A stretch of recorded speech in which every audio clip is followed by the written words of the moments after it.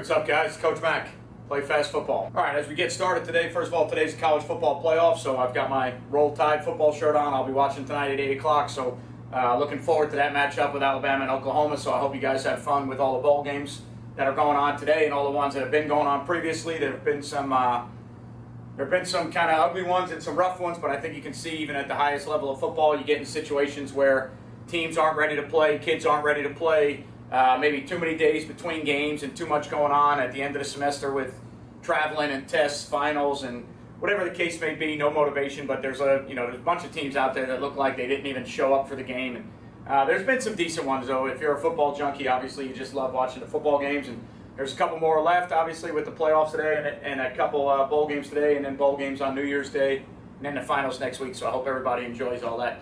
Today we're going to take a look at how we used our dart play within our tempo package.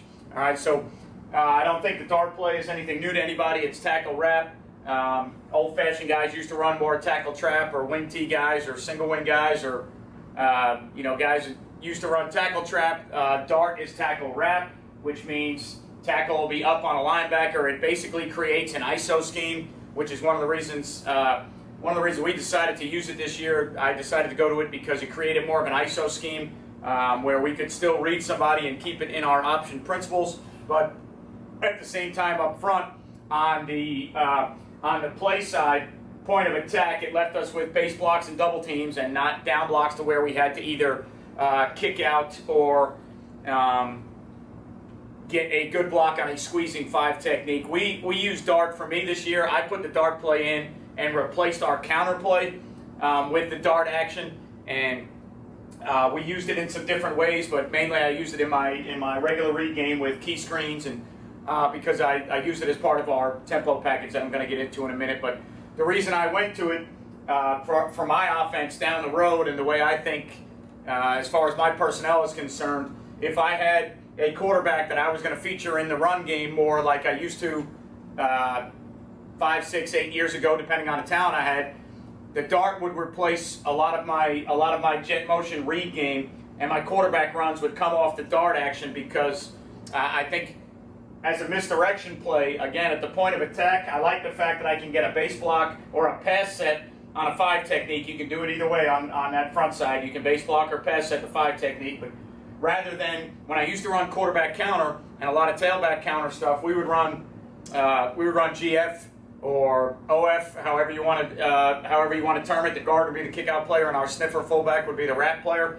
And the only thing I didn't like as a misdirection player is on the front side of the play, away from where we were trying to get everybody's eyes, there was a five technique that was unblocked, and you always had to kick him out, and good defenses would squeeze and force that play to bounce. And then when we got into trying to run some bash action or some runs away from the eye candy of the sweeps and the tailback outside runs, I felt like even if we were reading the front side, we tried to run GT counter, guard tackle counter, off of our jet sweep stuff with our power read. And what I didn't like about it was on the front side where I was making a read with the quarterback, if that end gave me a keep read, when I kept the ball on a counter play going back, I always needed a really good block on a spilling five technique, or the ball would get bounced and I needed my sniffer to be a really good player to get outside the log. Now, if they squeeze really hard and they force the ball outside, but the squeeze was so far that on the log block, the fullback only had to go an extra yard from his normal path, then I didn't have a real problem with that. Where I had a problem with it was when teams would come and kind of squeeze and make the fullback bounce, but the ball started going too wide, for me, of what I wanted to do. And I felt like with the jet action or the running back action, I felt like power read was such a better play for us because when we read the front side, the ball was kept on the front side. So the player that we were trying to manipulate, or the player that we were trying to put in a bind, that five technique, when he made his decision, the ball was either going outside of him or inside of him based on his decision. With the counter stuff, as great as it is for misdirection and as great as it is for tendency breakers and eye candy and key breaker stuff, the counter play, you always used to have to rely, for me at least, on a good block by a guard that was kicking out a 5 technique and good defenses would squeeze. So what I did was I decided to go to the dart play because I felt like the dart play off of some jet sweep action and off of some tailback action could give us some misdirection. And at the front side point of attack, away from the eye candy, I had base blocks on a 5 technique or a pass set on a 5 technique. We didn't run all the versions of the dart play that I would like to get to. One of the reasons was we really only had one quarterback in the system, and I was afraid to run him a bunch inside or in the interior of the box on a dart play. Most of the time with my quarterback, his reads kept him outside in the triple option game where I felt like I could protect him a little bit more and he could protect himself a little bit more. All right, so I didn't run all the versions of it, but this was the most successful version for us. I've got it drawn up in 2x2. The reason I like it in 2x2 is because I feel like I can control the backside apex drop down player by going 2x2. I feel like a lot of teams we play against in 2x2 will give us a 2 high look, all right, to give them numbers in the run game so that they can create that 7-man box. We don't see a lot of 1 high. We don't see a lot of rip blitz, match cover 3. We'll see some of it, but we don't see it a bunch because in the past we've been a team that will run the quarterback, and a lot of times in rip blitz match with the 6-man box, especially with us running some back out screens and some things, they completely lose a defender to that side, and I feel like it's a 6-man box, not a 7-man box, so we feel like we see way more 2 high teams. So for us, when we see 2 high, I like it out of 2x2 because I can control, all right, which is going to become the front side of the play where the dart is actually going to. I can control that front side drop down in 2x2 by creating that 2 high look and kind of dictating to the defense how they want to play it.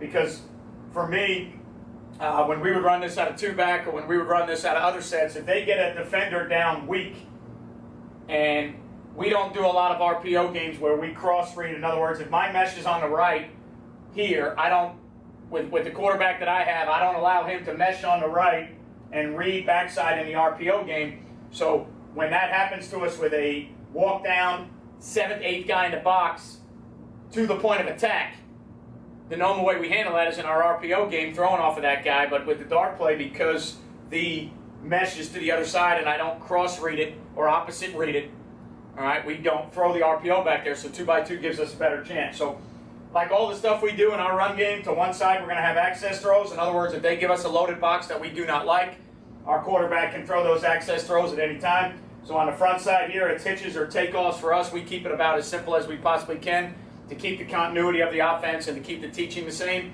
All right, so our receivers on the front side would either have hitches based on coverage or takeoffs based on coverage.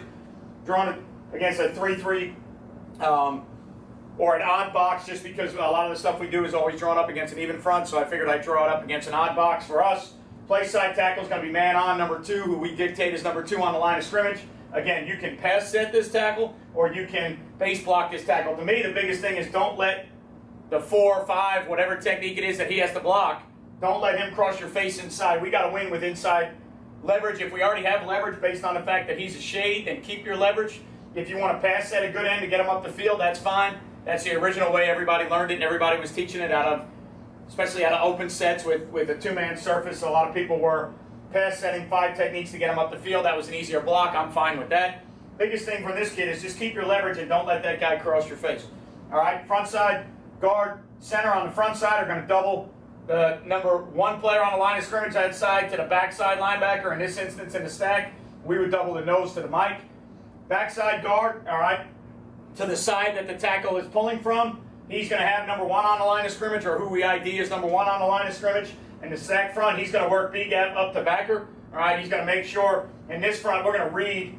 For us, we would be reading that end right there, so we don't worry about him all too much. We climb to the second level and try and make sure we get leverage and helmet placement on that backer and don't let that backer run across our face. So we would straight climb that because we're going to read that. Then on the front side, all right, we have a stalk block by 1 with a back out screen by 2, so that if we do get a pull read, all right, for us, we consider this triple option.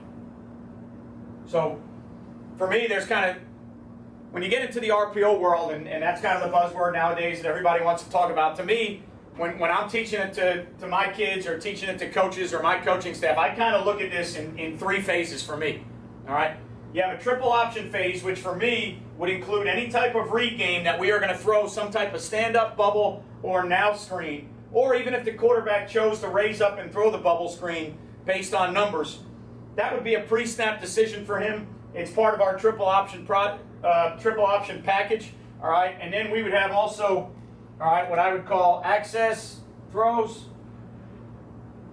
In other words, those are throws built into the run game that the quarterback can take based on leverage of the defense, based on the coverage of the defense, based on soft spots in the defense, based on the box he thinks he doesn't like to block. All right, access throws are throws that he's going to make without going through the process of the run game. Now, it just so happens in our triple option stuff, the way I consider our triple option stuff, this back out screen can also be part of the access. If he decides that he likes numbers and he likes angles, he could raise up and throw this back out screen without even meshing and riding on the 5 technique. Okay? So the front side hitches or takeoffs along with the bubble screen or back out screen is all part of the access. All right? Then you get into the RPO world for me, and this is just the way this is the way I teach it to my players, my coaches, anybody that I talk to. If I'm going to talk RPO, I am simply talking post-snap throws that are going to occur down the field and throws that are usually going to occur off a second or third level player. Okay? Now, we do have some sniffer RPOs where we do read a 5 technique and throw the ball to the sniffer. I kind of keep that in my option package because we're throwing the ball behind the line of scrimmage. The quarterback is not running. It's more double option. But for me, it's kind of more of my option package than it is my RPO package. But, you know, for the most part, my RPOs for me are going to occur down the field, and they're going to be post-snap, not pre-snap. So even when we do include the fullback or the sniffer in some of our RPO stuff, those are all throws that are going to be made to him post-snap, not pre-snap. So anything that's done pre-snap for me goes into an access category. So I try to break it down into a triple option theory, an access theory, and an RPO theory. So if we were to run the dart back out screen, even though the quarterback has an option to run or pass the football, just for me, in my mind, the way I like to kind of compartmentalize things in my mind, so that when I talk to people or I'm trying to garner and gather information on certain subjects or topics, or when people are asking me questions, I try and keep things kind of in a system to where I know what people are talking about. So for me, RPOs are going to be mostly post-snap balls that we're throwing down the field. Bubble screens, back outs, or triple are things I keep in my triple option phase, and then access throws are things for me that are going to be pre-snap decisions.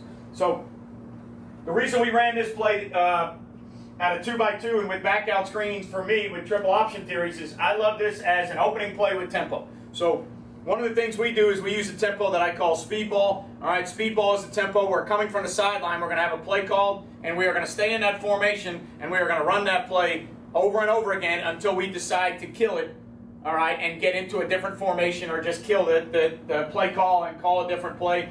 So when we're playing triple option football, for us it's really quadruple option football because we also have access throws in there. So when we come from the sideline, we feel like this is a great way, especially to start a game, we feel like this is a great way to see how the defense is going to line up. Great way to get our quarterback involved with some easy throws, whether they be quick hitches on the access side or if he does carry the ball out and throw the back out screen. We feel like we're going to figure out how they're going to play the read game real quick. So for us, it's a great way to start drives and a great way to start a game.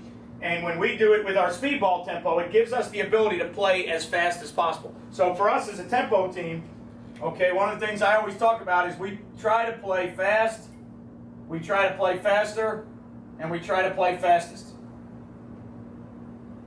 All right, this would be the fastest version of how we can play football.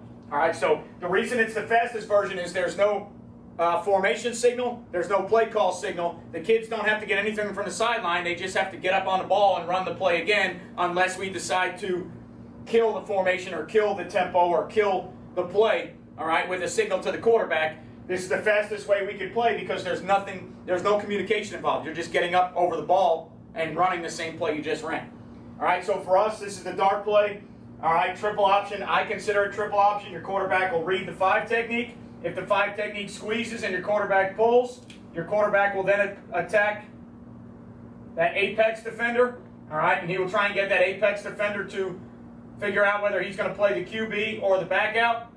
Most of the times in this too high structure, the apex player will be a QB player. So if he attacks the QB, we throw the back out now. All right, the back out screen, we do not bubble on triple option. We back out with width, so our wide receiver backs straight out with width. We don't bubble. It's an easier throw and catch for our quarterback and our receiver when we do it this way. So yes, we do need a good stalk block here. All right, we need width and leverage here. With that width and leverage, unlike a pitch player that would be back here, all right, the quarterback now has an easier read on this guy. This guy either has to play the Q or he's got to widen to play that. He can't play both. He can't slow play when you are backing up with a receiver and creating width away from him. He can't slow play both players. In this defensive structure, he should be a quarterback player most of the time anyways, because 2 outs going to be handled by the corner and the free safety depending on how they play their coverage. All right, so for us, the dart play is part of our read game.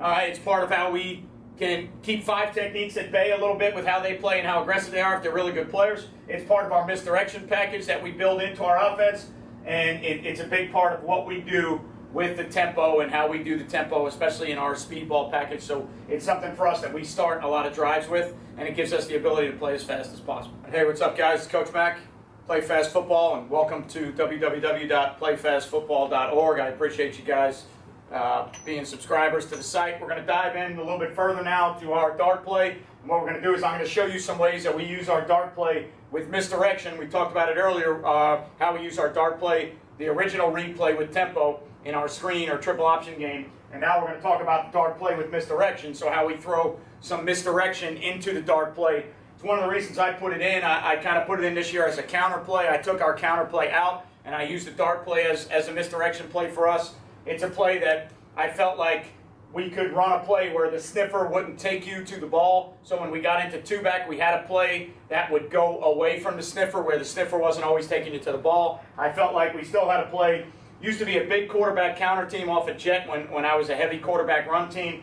Felt like the dart play off of jet action, 2 things. One could be red, which I never did with the counter play because I ran OF counter, so the backside 5 technique wasn't a guy we read. It was a guy that we hinged the B-gap with the tackle, and when we pulled the guard and the sniffer, we never read the edge. So our quarterback counter game off of that jet motion was more of a pre-designed run and not a read run. So with the jet action, I feel like now we have a read run in the ride to side game with our QB. We have a misdirection play because we've got jet sweep front side with a QB run, all right, going away from that. So like all of our stuff, we'll start with an access draw on the backside. So if we got a loaded box, heavy double edge pressure, or something that the QB doesn't like, or if we have a matchup one-on-one with a guy we like, our quarterback can take that at any time on the backside. So that's a hitch or a fade on the backside. We're going to bring the jet motion across, okay, and we're going to read the front side 5 technique, and with the jet motion with our quarterback now, we're going to try and tell the quarterback he's got 2 shuffles to make his decision, okay. I don't like shuffling any more than 2 shuffles on the dart play because the quarterback run is back to the other side. I don't like riding too long on a jet because then the quarterback takes him too far away from the play side, and by the time he comes back, we have to sustain these blocks, whether you pass set the 5 technique, whatever you're doing, base block them, however you're doing it, those blocks have to be made a lot longer, all right, when the quarterback holds this ball longer. On the power read, I don't mind. We used to have a kid that was really good at it. He would shuffle sometimes far enough that when they spilled the play, he would keep it, even though the end gave him a give read, he would let the end spill. He would keep it past the spill and then follow the guard who ended up going outside the spiller because the spiller came down so far. And we ended up kind of lucking into some really good plays and into a theory that I let the quarterback do because, you know, he came back one time and said, Coach, that end squeeze is so hard. I know it's a give read, but they're setting the edge with that outside linebacker. I could keep it past the end and then knife it up straight inside behind the guard. And I said, all right, well, if you think you got it, then go ahead. And he ran it a couple times, and it was a thing of beauty because teams were spilling so hard with that 5 technique. And normally we would teach the quarterback, when that 5 squeezes, spills, or just sits there, give the ball to the jet. But the reason they were doing that is they wanted the ball to go to the jet because they were running everybody to the jet. All right, they would set a hard edge. So for us, when we first set out to block this play at a 2x2 or at any slot set, if they have an overhang and a 2-high safety, middle of the field open concept, we are going to try and block the overhang apex player with our slot because we have leverage. So in other words, when teams play you like this, they're giving you, the reason this guy is in here is to be in a position where he can play his curl flat or hook curl responsibility, okay? But he can also be a fold-in guy in the run and an extra guy on inside runs. So when he plays you in there, it's tough to dig him out on inside runs, so you have to RPO or do something else to him. But if he's going to play you with that leverage, then you need to be able to block him there to get the ball outside. When a guy plays you with this leverage, that you can't get to him on inside runs, but he also triggers on outside runs and you can't get to him there, that's when you're kind of getting put in a precarious situation, all right, offensively, because by leverage, that player should be able to be blocked, all right, back to the inside. And now for us with the numbers, when we do it right, okay, and we have the right dudes running the play on the jet, if this is blocked and the tailback gets out to the safety, now when number 2 cracks the apex player, that's going to trigger that free safety to come down. Well, now he's blocked. All right, he's blocked by the tailback. So we have it blocked, and we have everybody to the front side blocked. The only guy you'd have a hard time blocking would be if they bumped on the motion and the Mike ran really hard to the jet. You might have a hard time blocking him. So sometimes in the game plan, I'll keep the tailback as a wrap player inside for the Mike, so that if the Mike is running hard, we can block the Mike and the apex. Now our jet player is going to have to make a free safety miss, and then we have to build in play action passes and shots off of that to hold him back there. Now what we also will do is we will teach our tailback and our front side slot that if they do get a trigger hard by that front side Sam, we'll just turn it into tailback on the Sam, and we'll push up to the free safety. Okay, now, for us in high school in Florida, that's a little bit of an issue because we can't cut. If we could cut the perimeter, I think you would see this theory of defense way less, because you don't see this theory of defense as much at the college level, because what this guy's doing is he's coming up here and he's blitzing full speed and making it an issue because he either bubbles the tailback. By the time the tailback at this depth gets to him, he creates a collision, and even if the ball goes outside, he makes it bubble back so that the defense can run to it. So even though he doesn't necessarily turn the play back inside, he's still forcing the ball to do something dramatically different. All right? If you could cut the edge, what would happen with that theory is when he presses that hard, when your tailback gets up there and just takes out that outside leg with a cut block, the ball is not going to be forced to do anything different, and now you're going to have 2 players blocked on the edge with the ball ripping outside. So this theory of defense, when they're trying to set a hard edge versus jet motion stuff, is a theory that really works when you can't cut the edge, because a good outside linebacker, apex safety, with a full head of steam coming up when the ball is snapped on the other side of the center, and now he kind of gets up there and blows the play up in the backfield, okay, what ends up happening is he forces the ball to do something dramatically different. So we see that a lot. Got to try and build some play action stuff or some RPOs off of that trigger, so you're going to have to build that into your offense anyways. But for us, we start off, all right, 2 by 2. We'll take our normal dart play, same blocking rules for the offensive line. We'll add the jet motion in, so now instead of an inside, all right, dive read or a triple option read with our quarterback on an end, we're still going to read the end, but we're just going to make the jet, okay, so the jet for us, it's just kind of inverted, all right. The jet for us becomes the outside component, and the QB now becomes the inside components. So it's just an inverted veer theory to where we're switching responsibilities, and it's double option, not triple option, because if our quarterback pulls this, our quarterback is going to have to run the ball, all right, back to the other side. He cannot make any throws out of this concept the way we use it here. So it's a double option theory, all right? So that's the jet. The next thing we'll do is we'll get into 2-back, okay? And the next wrinkle out of 2-back will be kind of like the power toss theory.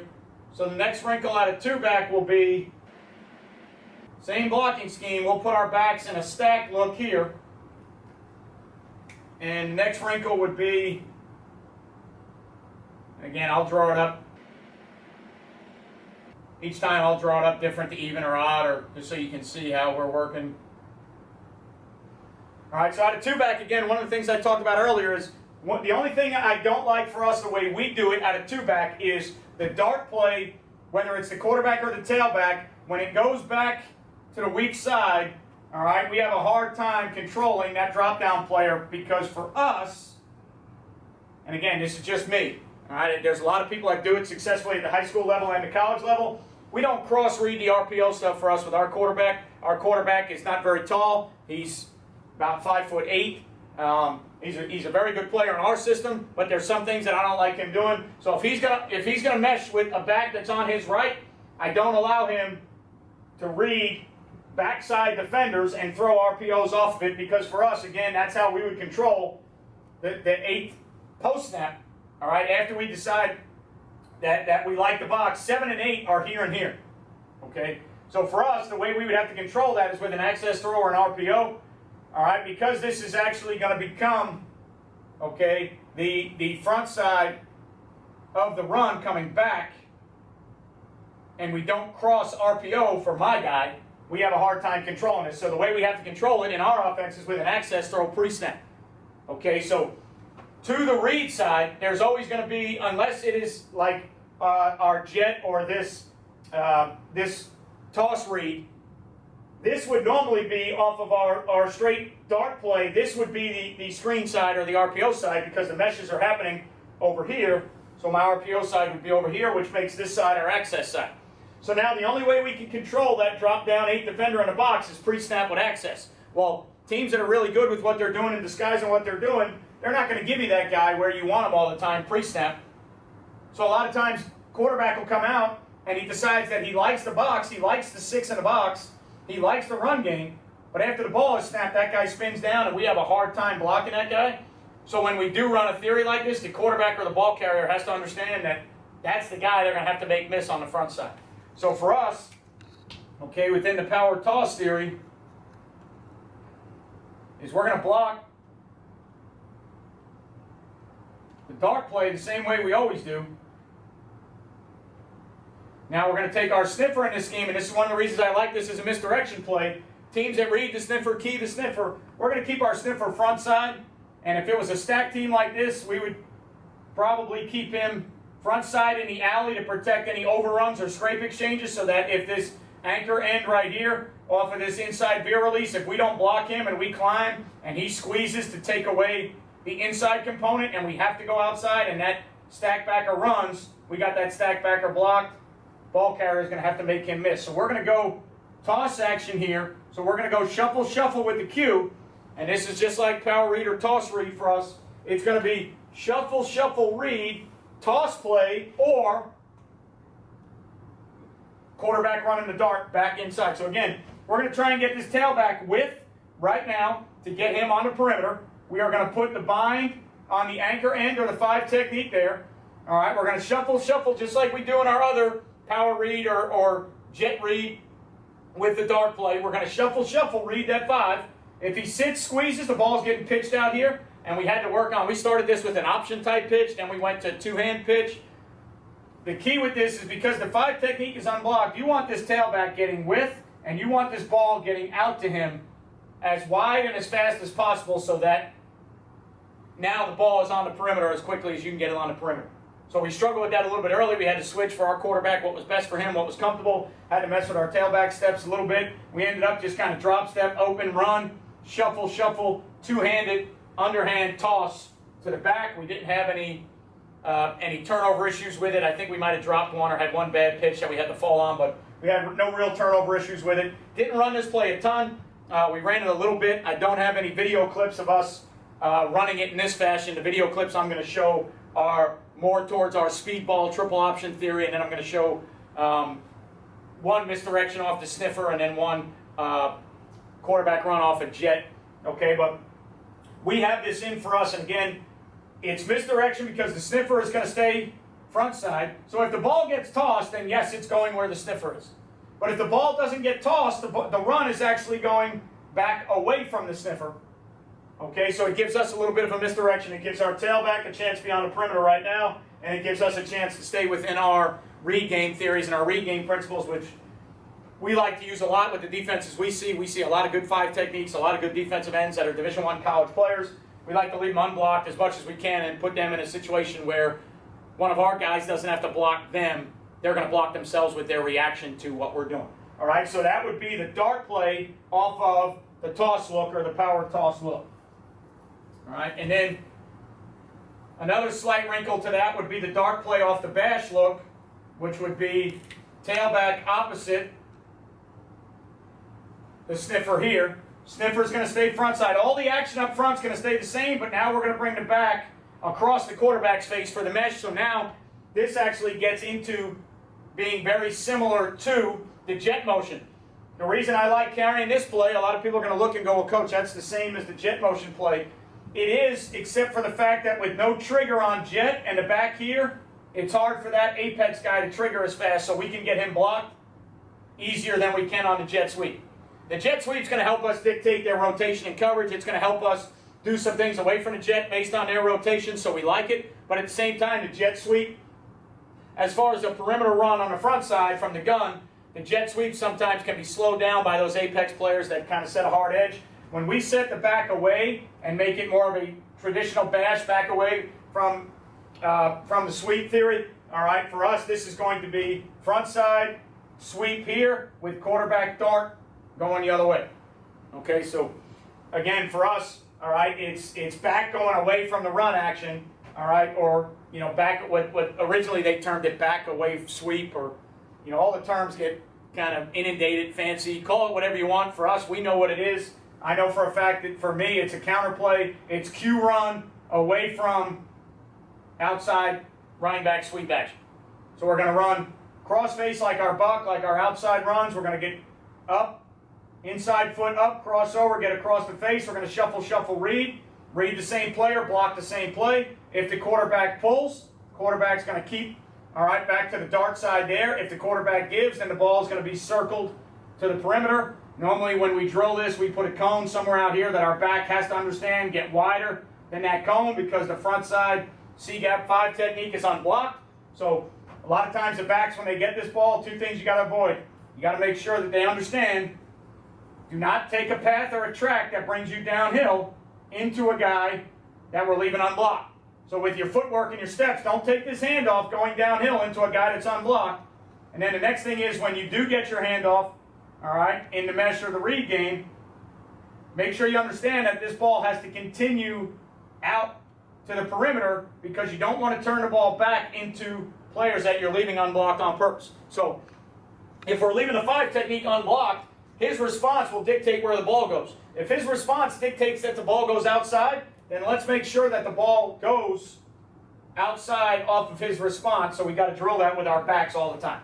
Okay, so those are different ways we use the dart play with misdirection. Again, we use it off a jet, we use it off a front side toss, we use it off a bash. There's a lot of ways, different ways you can do it. You can incorporate tailback flare, quarterback dart, and read it that way. All right, we do not do this, but depending on the box that you're seeing, I know some college teams used to do it a bunch depending on the box that you're seeing, but it's a great theory. I just don't teach it to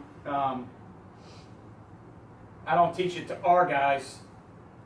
I love the theory. You can RPO the dart. You just got to change how you block it a little bit. So especially, normally with the dart play, what you'd like to do by rule is you'd like to get the dart play run at the 1 technique if it's an even front, because that's where you can get a double team. If you run the dart play at the 3 technique, now you've got base blocks, 2 base blocks on the front side. But in an RPO world, if you wanted to run it as an RPO scheme, you would block the first level, so you would block the guard out on the end. So instead of reading the end, you'd block the guard out on the end. You'd block back on the nose.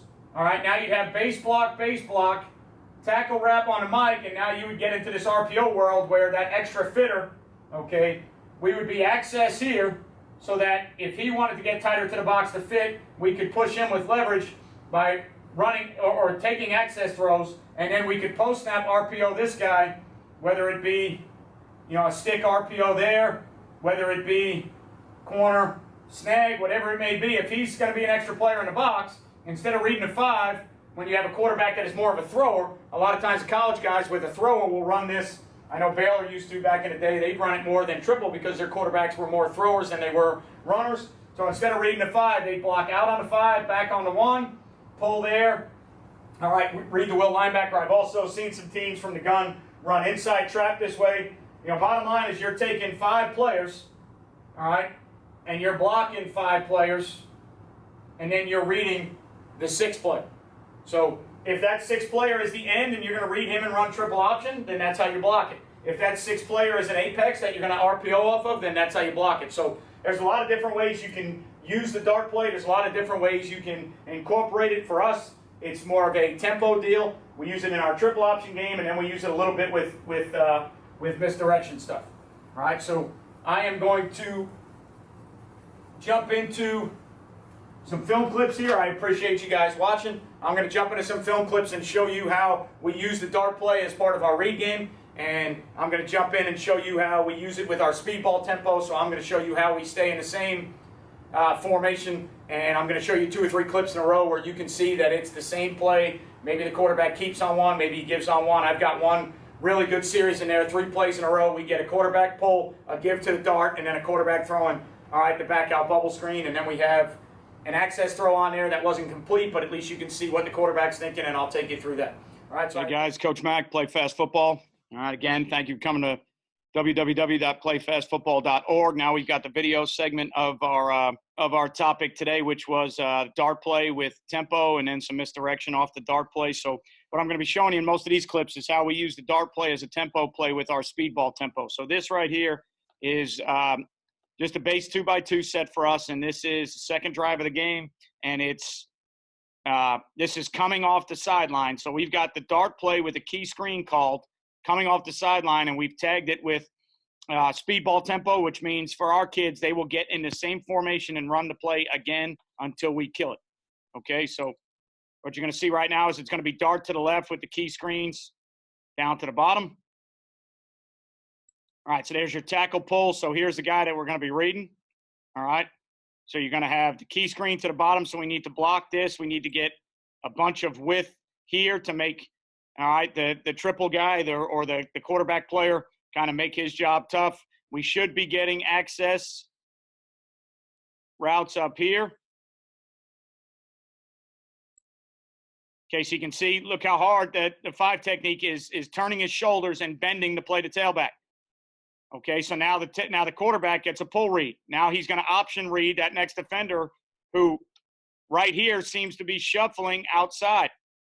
All right, so if he's going to shuffle outside to play the back out screen, that makes it real easy for the quarterback. He knows he's just going to keep that ball and turn up the field and get us as much as he can. Okay, so you can see right there with the box that they're playing, you can see right there the bind that this kid is in. Okay, he should probably press the quarterback, make us throw the back out, and then from this leverage here, they should probably be able to handle the back out a little bit better, all right, if they press the corner and turn the ball back into that safety. But by widening, he's going to give our quarterback a chance to now pull and now get vertical right away, which is what we like when we're running this type of theory. All right, so our quarterback now, we don't want him strung to the sideline. We want him getting vertical as soon as possible. All right, so now you'll get just the same thing, but you'll get there's the end zone cut. So again, this would be a base block here. Our double would be here with the center and guard to that. And then this just needs, we don't pass set this, we kind of base block it. So we do a bad job here of getting beat inside. To me, this would just be inside foot in the ground, turn it into a dry block, keep your leverage with your helmet inside. Let's then wrap up to the next backer that folds inside, which is going to be him. Here is our read, first read that we're making, our give keep, all right? And then this is our pitch read for us in our triple. Even though we're backing the guy out, it's still triple option, so that's the pitch read.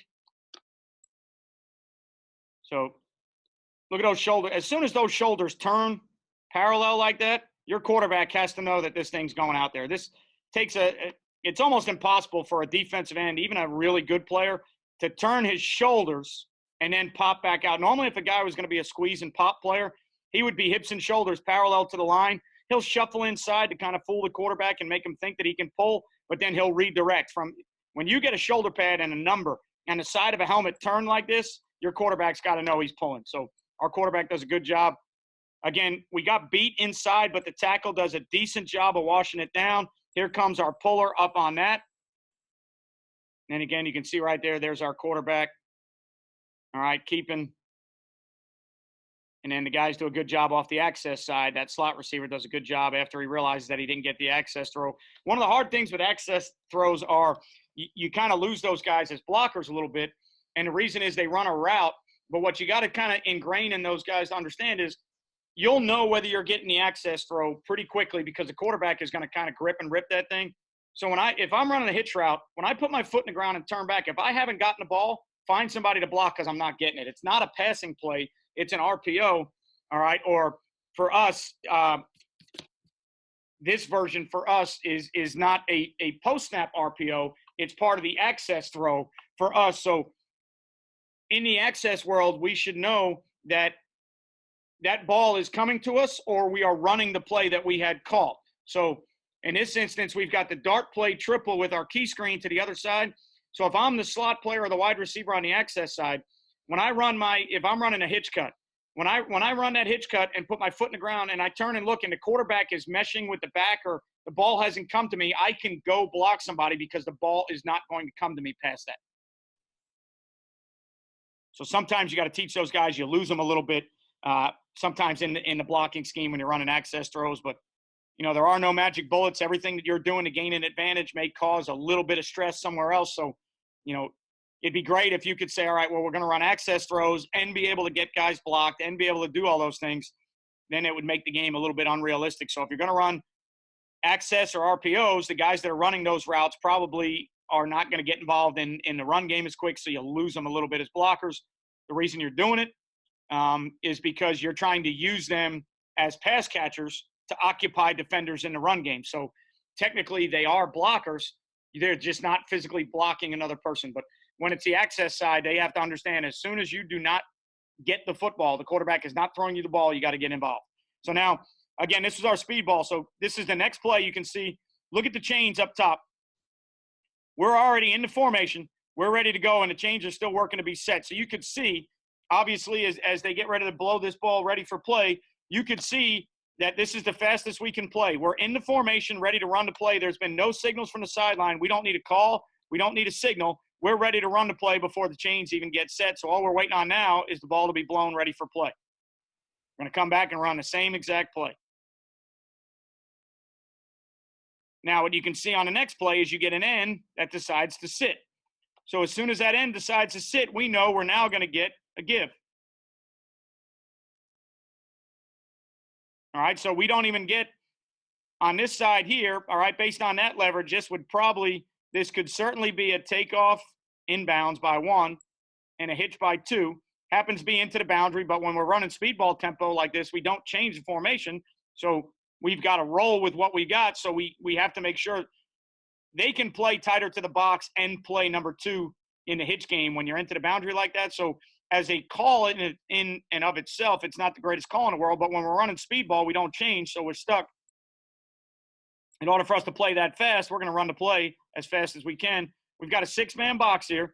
This guy's going to be the guy that's going to be extra. So if we run the hitch on the access here and we don't get the ball, we got to try and put our foot in the ground and see if we can get him blocked, because that's going to be a guy we can't get to. All right, so you're going to see there, you got a base block. You got the double, and you got some movement away from the center, so the guard's on that. Tackle, you'll see better from the end zone clip, but the tackle's got that 5 technique. Our center is going up to the backside backer, and I think we actually got like a cross stunt from these 2 backers, so our center picks up who shows up on the front side, and then our tackle is going to wrap and pick up what shows up next.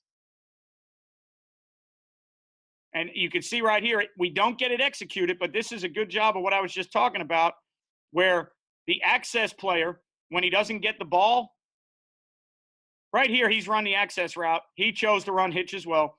Right now, when he runs the access route and he looks, he's not getting the ball, and the quarterback's not even in a position to throw the ball. He's meshing. So as soon as he sees that, turn and get involved, and he does a great job here. He just misses the block.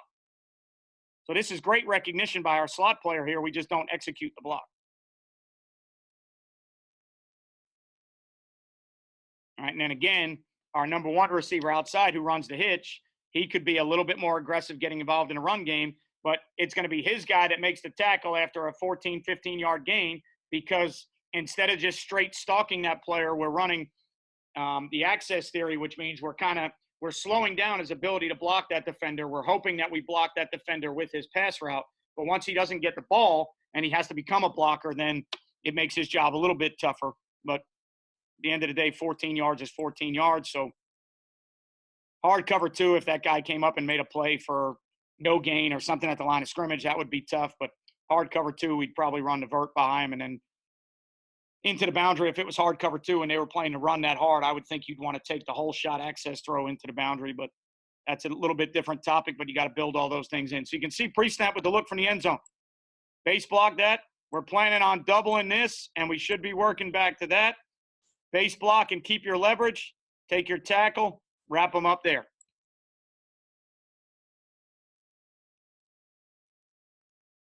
Okay, see, quarterback already knows.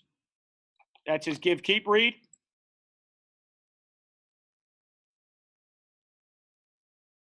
All right, so when the center goes to double, he sees that the one technique spikes out to the B gap, so he knows that the guard is going to take that. So we got a base block there, base block there.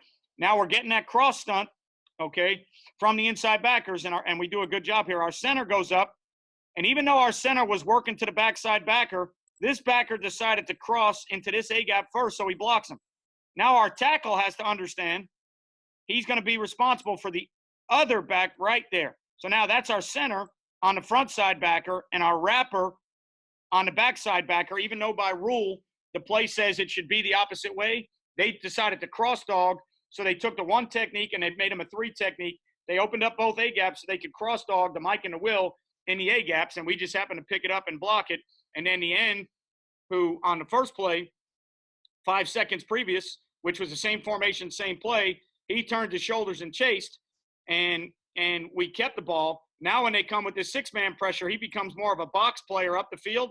So now when he kind of hesitates his feet right there and shuffles, our quarterback knows already with him doing that, we know we're going to give. That's a great job picking that up. Again, here is our number 2 who ran the access throw, realizing that we didn't throw the access, so try and get a body on that. Great recognition, poor execution. And then again, this was our number 1 receiver who ran hitch, and then has to recognize after he doesn't catch the hitch that if he could get on that corner who makes the tackle, it'd be a big play.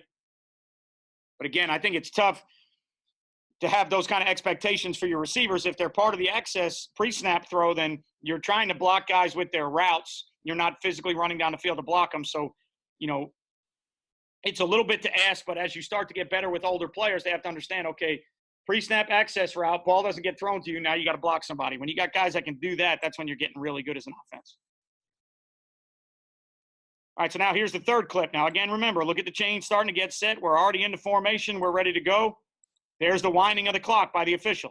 All right, so you can see there's no – when we're running this style of tempo, this is the fastest we can play because I haven't signaled anything from down here on the sideline. I haven't made one signal because they know that's the formation, that's the play, run it until we stop it.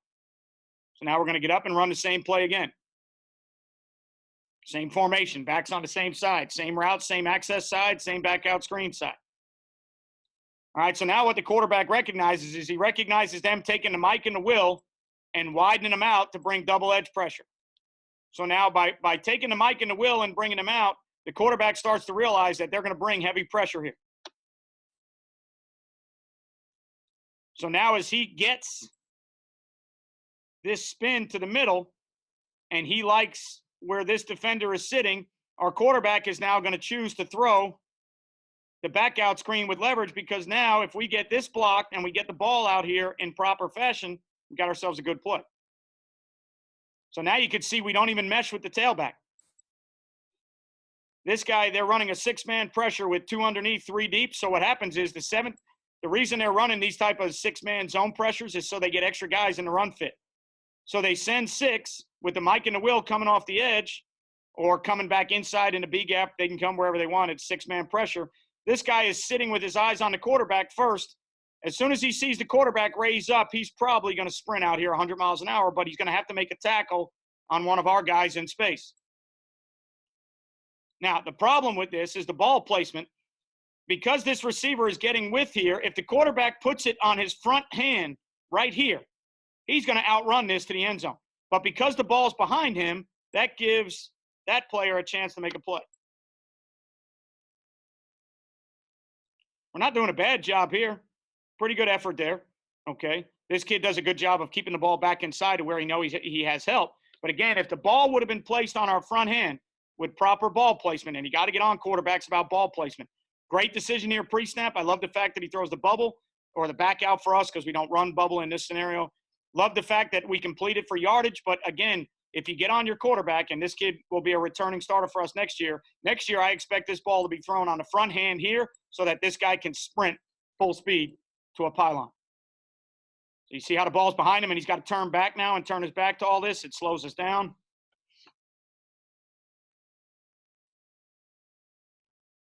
All right, but again, you can see us gain 7 or 8 yards. So that's the same play, 3 plays in a row with the ball going to 3 different people.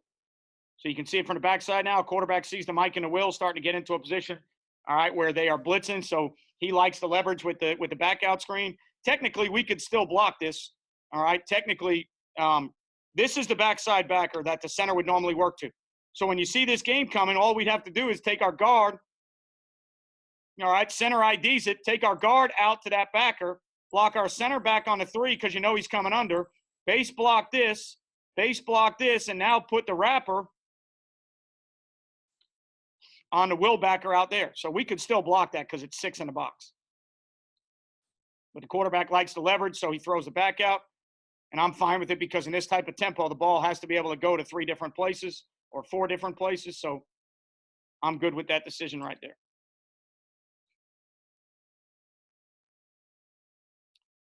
All right, so here it is from a trips 3-by-1 formation. So now the back out's going to be thrown to the 3, backing out. We're going to stalk, and then our access throw would be down here. All right, so here you can see it the first time. Quarterback pulls. Doesn't like the back out, so he turns it up the field.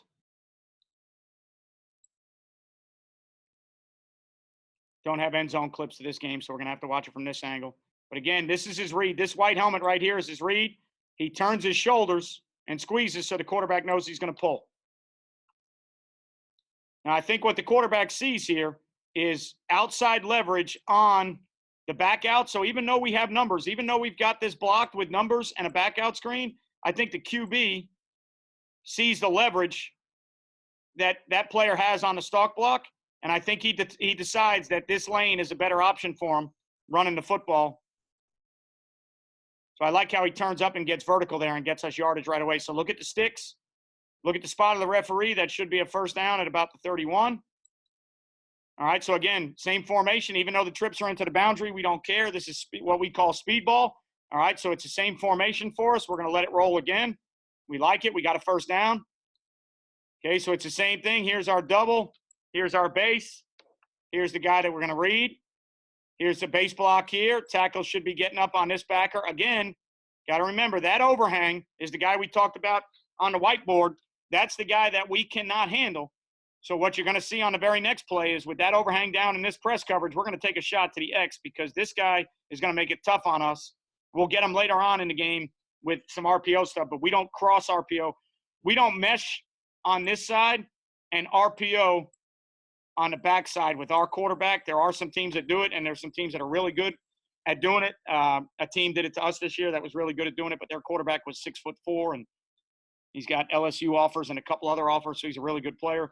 Our quarterback understands it. He could do it, but at 5'8", this tackle over here is 6'4". I don't like the mesh here with my quarterback reading backside. That's just me. All right, so you can see we get a give. There's our tackle right now up on the backer. Tailback hits it up in there hard. All right, so again, first down play. Look at the sticks. Look at the ref. All right, so we ran our tempo play. Quarterback kept, got us a first down. Now we go right back to it. First play gets 9 yards with our tailback. So now we come right back to it again on 2nd and 1.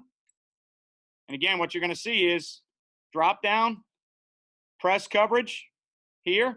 Quarterback sees a little bit of pressure coming, even though it's still 6 in the box. Quarterback is going to take this access shot, which on 2nd and 1, I am totally, perfectly fine with. We just got to win.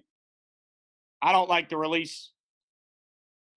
I think if we come out here and we sell some type of inside route and get ourselves vertical, I think we win this. I think we push it straight to the fade and we let that DB just run with us. But I am totally okay with the quarterback taking this shot.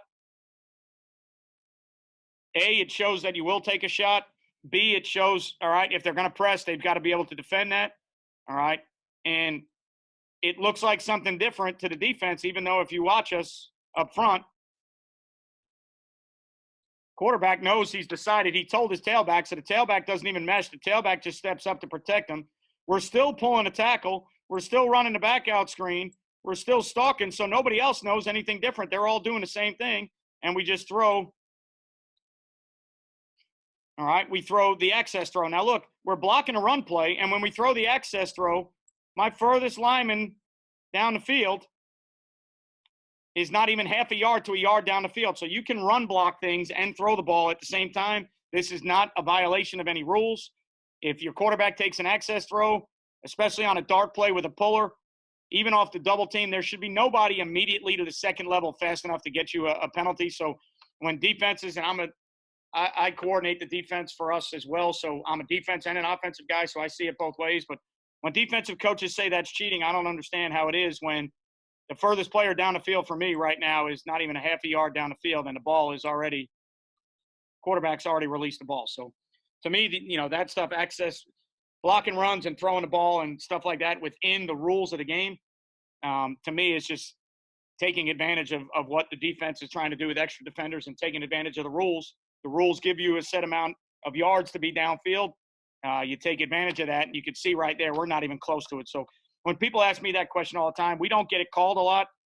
And maybe on some longer meshes, this is an access, not an RPO, so we'll never get it called. When we're running an access throw that's one step like that, we never get called for being downfield. But I think I got called once or twice out of maybe 60, 70 RPOs this year, so I'll take that as a percentage.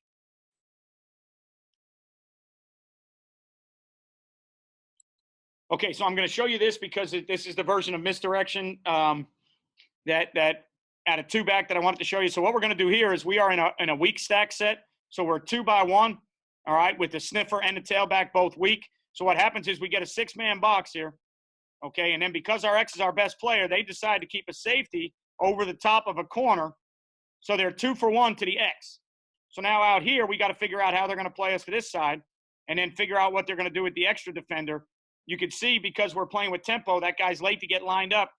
They bring him over to the field late. So what we decided to do was for a misdirection play and for an escort for the quarterback, what we decided to do was we were going to keep our fullback front side to block the overhang, and we were going to run the dart play back to the bottom with our 5 linemen, all right? And we were going to block 1, 2, 3, 4, 5 with our 5 linemen. Quarterback was going to read him. Sniffer was going to block him right there. So what you can see here, all right, we've got a great play with the numbers in the box, and you can see defensively how sometimes teams and kids get confused. They have an apex, they have a corner, an overhang, and a high safety to the field to a single receiver. So we're going to take advantage of that, all right, here by trying to run the ball back to the boundary. Then what you end up seeing is they scrape a backer while also sitting an end.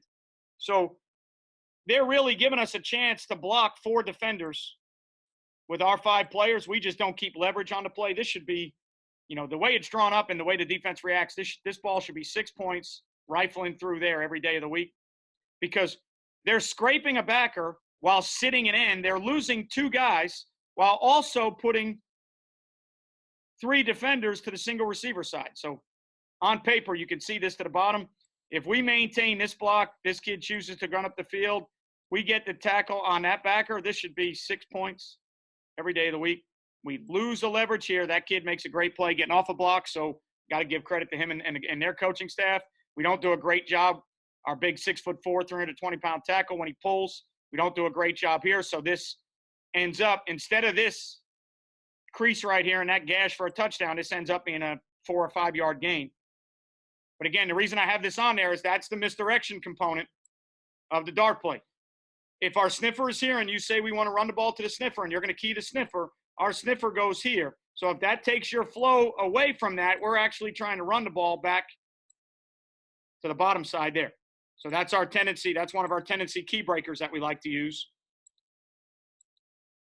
And again, the way they play, all these players, 1, 2, 3, 4 players to the field with just a sniffer and an X receiver, and only 2 players to the boundary with our 2 receivers down there. This should be 6 points. Again, X's and O's are great, but you got to execute at the end of the day. It's the right call for how they were playing defense. All right, it's a good call. Should have been a better call, but obviously we didn't execute it. You got to execute.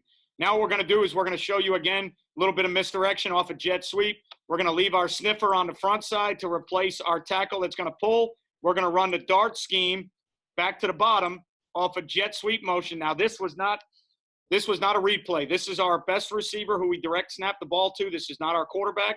So when we ran plays like this with him in a package, we did not always ride and decide. He was taught how to do it. We would do it from time to time, but in games, I got more comfortable just running jet here and him running the dart play away. All right, so there's the jet. There's the eye candy. Sniffer's going to stay front side. So if you're a team that's keying the sniffer, sniffer's going to take you that way, but we're actually running the dart back down to the bottom. All right, so you can see again off the jet motion with the sniffer staying to the top. You can see, look at all the run, look at all the action you get. End out, backer out. Everybody stays to the front side of the jet.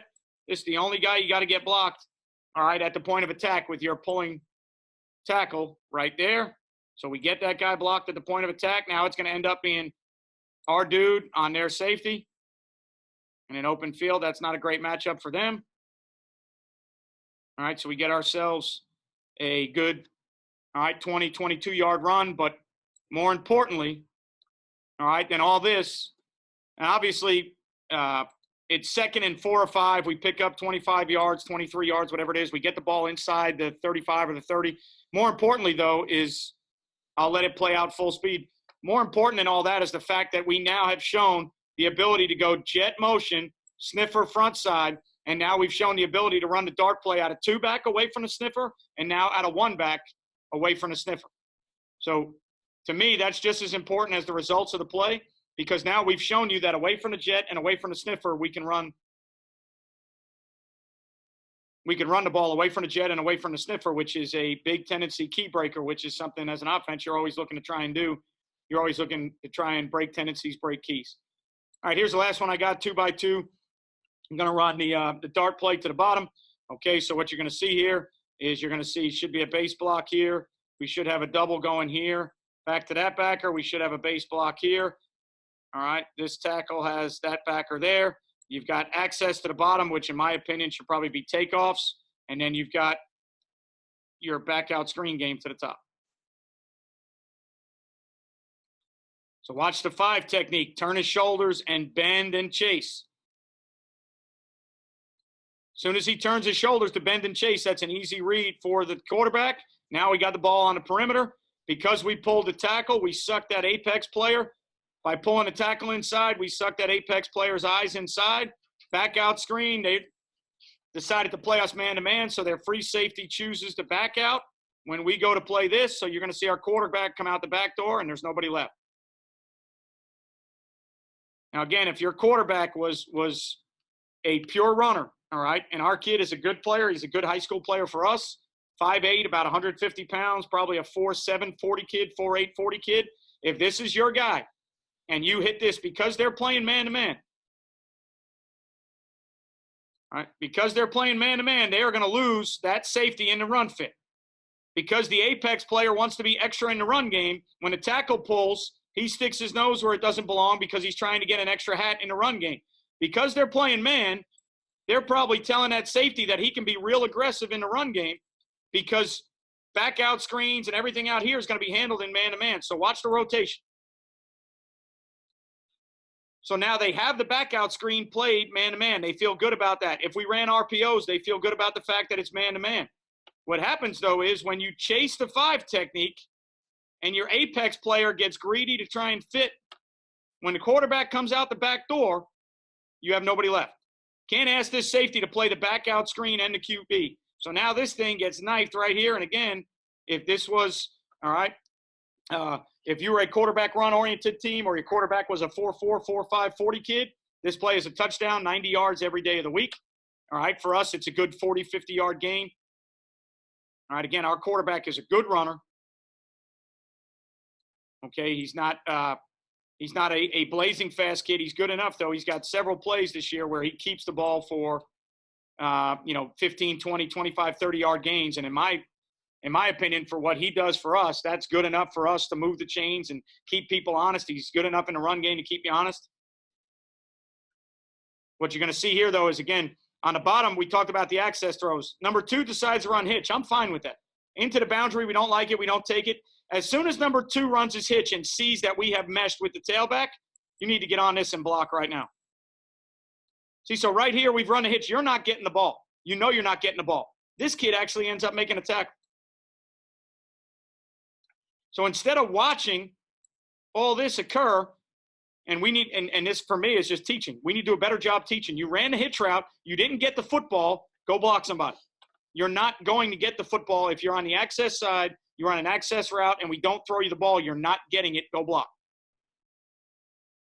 Because really, in essence, look who ends up. That's the guy that ends up making a play. This backside guy here, all right, and our quarterback, because he feels all the pressure here, all right, our quarterback really can't run away from it there.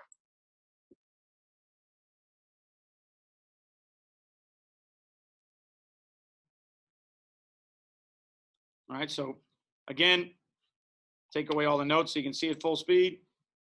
It's option football. They got to be honest. They got to have a guy that can play the quarterback. They got to have a guy that can play the give. They got to have enough in the box. We can block because we're reading somebody. We can block their 6. So if they have 6 in the box, they got to try to find a way to get a 7th guy.